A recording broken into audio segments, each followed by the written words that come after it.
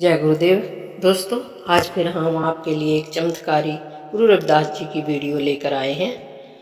कहते हैं शापित दर्पण की कथा और संत रविदास जी का चमत्कार। काशी में एक बार ऐसा हुआ, बड़े बड़े राजा, विद्वान और धनवान उस दर्पण के सामने कांप उठे।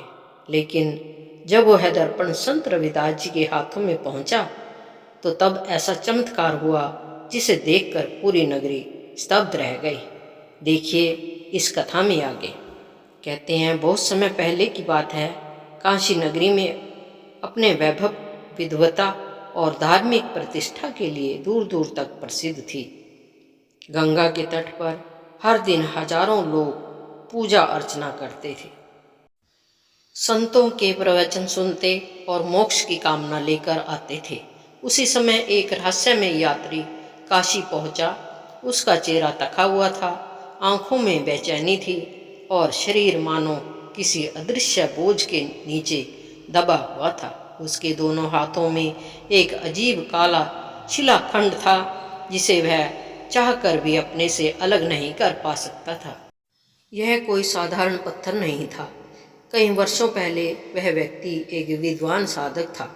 अपनी आध्यात्मिक शक्तियों के अभिमान में उसने एक ऐसा दर्पण तैयार किया था जो मनुष्य का बाहरी रूप नहीं बल्कि उसके मन का वास्तविक स्वरूप दिखाता था। लेकिन अभिमान का परिणाम हमेशा विनाश होता है। उसकी एक भूल के कारण वही दर्पण शापित हो गया और उसका एक टुकड़ा इस काले शिलाखंड में बदल गया। तब से वह पत्थर उसके जीवन का अभिशाप बन चुका था।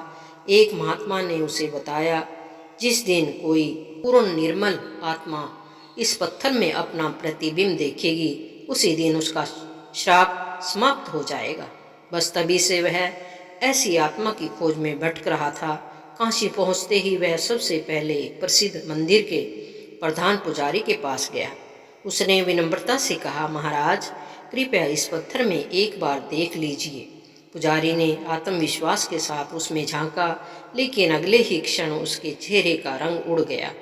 उन्हें वहाँ अपना सम्मानित रूप नहीं दिखा बल्कि लालच दिखाया और अहंकार का भयानक चेहरा दिखाई दिया। वे भयभीत होकर पीछे हट गए। यात्री फिर एक बड़े व्यापारी के पास पहुंचा, फिर एक प्रसिद्ध राजा के पास, फिर कई विद्वानों और धर्मचारियों के पास, लेकिन हर व्यक्ति को उस पत्थर में अपने भीतर छिपी कमियां और दोष दिखाई दिए। कोई भी उस सत्य का सामना नहीं कर पाया। दिन बीतते गए, पत्थर का भार बढ़ता गया, यात्री का शरीर कमजोरी होता गया। एक दिन निराश होकर वह गंगा किनारे बैठ गया। उसे लगने लगा कि इस संसार में कोई सच्चा और निष्कलंक व्यक्ति बचा ही नहीं। तभी वहाँ एक वृद्ध नाविक आया। उसने सारी बात सुनी और मुस्कुराकर बोला, तुमने बड़े लोगों के द्वार खटखटाए, लेकिन सच्चाई हमेशा ऊंची दीवारों के पीछे नहीं मिलती। यदि तुम्हें निर्मल आत्मा की तलाश है तो नगर के अंतिम छोर पर जाओ।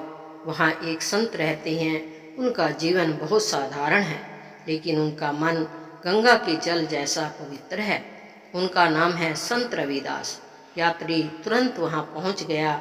उसने देखा कि एक छोटी सी कुटिया के बाहर संत रविदास जी बैठे अपना कार्य कर रहे हैं।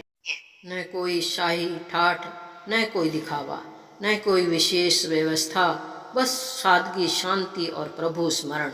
उसके मुखमंडल पर ऐसी संतुष्टि थी जिसे देखकर यात्री का मन स्वयं शांत होने लगा। वह उनके चरणों में गिर पड़ा और अपनी पूरी कहानी सुना दी। फिर बोला, हे संत, यदि आपकी आत्मा वास्तव में निर्मल है तो कृपया इस पत्थर में एक बार देखिए। संत रविदास जी मुस्कुराए।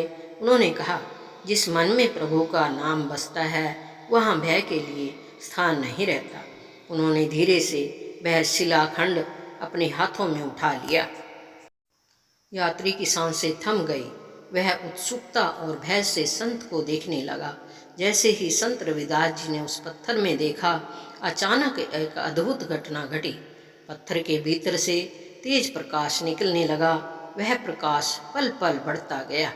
मानो अंधकार के भीतर छिपा हुआ सूर्य बाहर आने की कोशिश कर रहा हो। कुछ ही क्षणों में पूरा वातावरण दिव्य आभा से भर गया। फिर एक तेज ध्वनि हुई और वह शापित शिलाखंड टूट गया, लेकिन उसके टुकड़े जमीन पर गिरते ही चमकते हुए कमल के फूलों में बदल गए। सुगंध चारों ओर फैल गई। यात्री के हाथों से वर्षों पुराना बोझ उतर चुका था। वह भाव विभोर होकर संत रविदास जी के चरणों में गिर पड़ा।